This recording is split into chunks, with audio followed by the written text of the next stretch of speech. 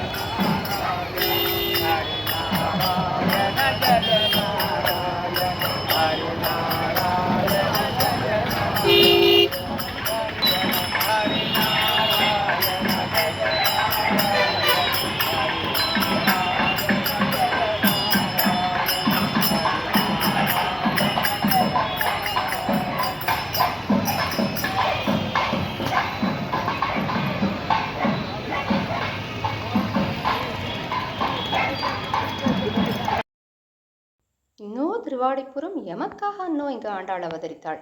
குன்னாத வாழ்வான வைகுந்த வான்போகம் தன்னை இகழ்ந்து ஆழ்வார் திருமகளாராய் எனக்கு நமக்கு சந்தோஷம் கொடுக்கணும். தாயாரோட திருமுகத்தை பாருங்களேன். நமக்கு சந்தோஷம் கொடுக்கணும்னு தாயார் இங்கே எழுதியிருக்கா. குளுமையே வடிவான சந்திரன். நம்ம சந்திரன்னா என்ன பண்ணும்? எல்லாருக்கும் நல்லது, குளுமையை மட்டும் கொடுக்கும். அப்படிப்பட்டவ சிம்ம வாகனத்தில் பெருமாள் எப்படி கோபமாக வந்தாலும் இவருக்கு கோவங்கிறதே தெரியாதுங்கிறது வேற விஷயம். தாயார் பக்கத்துலேயே சதா பக்கத்துலேயே இருக்கிறதுனால நமக்காக எடுத்து எடுத்து சொல்லி சொல்லி இவருக்கு கோவமே வராது. இருந்தாலும் அவரை சிம்ம வாகனத்தில் ஏற்றிருக்கா. தாயாரை சந்திரபிரபையில் ஏற்றி என் மக்கள் அது செய்தாரேல் நன்னு செய்தார்னு பெருமாளையே சொல்ல வச்சிருக்கா தாயார். என்னோட மக்கள் தப்பு பண்ண மாட்டா, அது செஞ்சிருந்தாலும் கரெக்டாக தான் செஞ்சிருப்பான்னு இவர் தாயார்கிட்ட வாதாடுறாராம். பெரியாழ்வார் திருமொழி பெரியாழ்வார் சொல்கிறார். நமக்காக இங்கே பெருமாள் எழுதியிருக்கா.